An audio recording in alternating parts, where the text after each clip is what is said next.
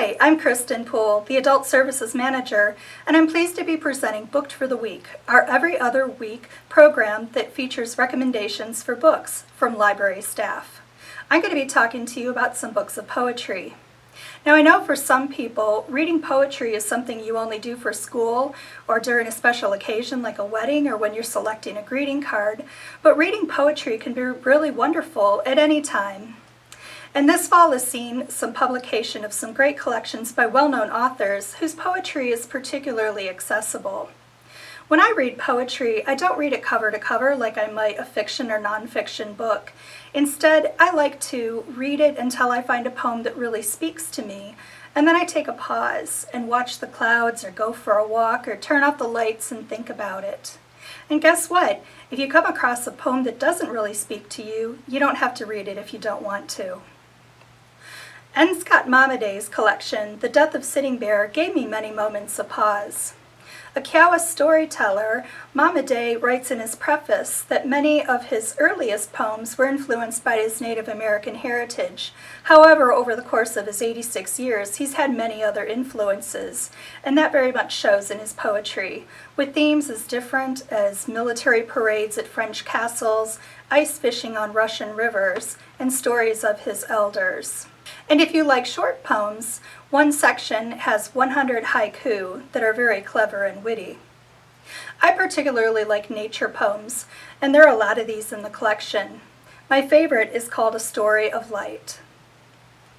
A Story of Light.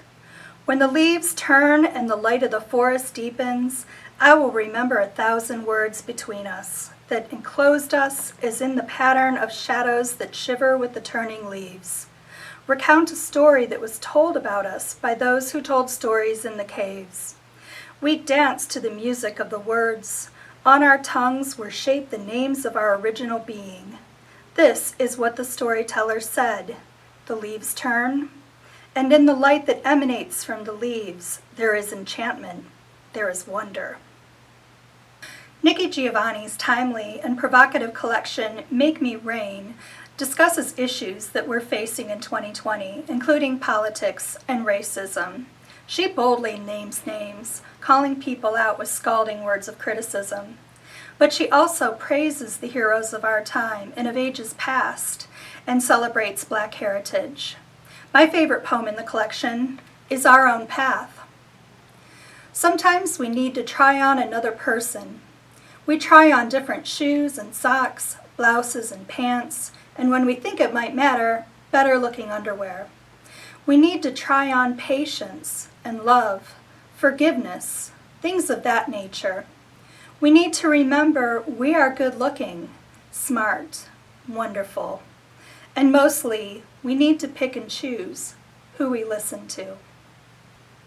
Barbara Kingsolver is a favorite author of mine, so I was thrilled to read her second collection of poetry, How to Fly in 10,000 Easy Lessons. The book is divided into 7 sections, and the poems contained within each are very different from each other. There's a section vividly describing scenes from Italy, a section that contains eulogies about Kingsolver's friends and family, and one that's just a very long prose poem.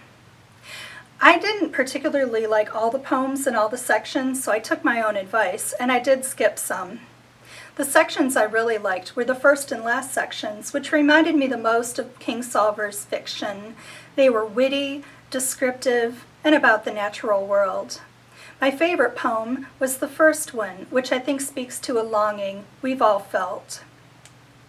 How to drink water when there is wine. How to stay at this desk when the sun is barefooting cartwheels over the grass. How to step carefully on the path that pulls for the fleet, unfettered gait of a deer. How to go home when the wood thrush is promising the drunk liquid bliss of dusk. How to resist the kiss, the body forbidden, that plucks the long vibrating string of want. How to drink water when there is wine. Once I knew all these brick-shaped things, took them for the currency of survival. Now I have lived long, and I know better. Another book of poetry to check out this fall is Violet Bent Backwards Over the Grass by singer-songwriter Lana Del Rey. It actually popped up on the New York Times bestseller list. I'm also looking forward to Margaret Atwood's collection, Dearly, which will be published in November. Thanks for joining us for Booked for the Week. You can find this show and previous episodes on Twitter, Facebook, Instagram, and our YouTube channel. Join us again in 2 weeks for another installment. And please feel free to write your comments below about your favorite poems.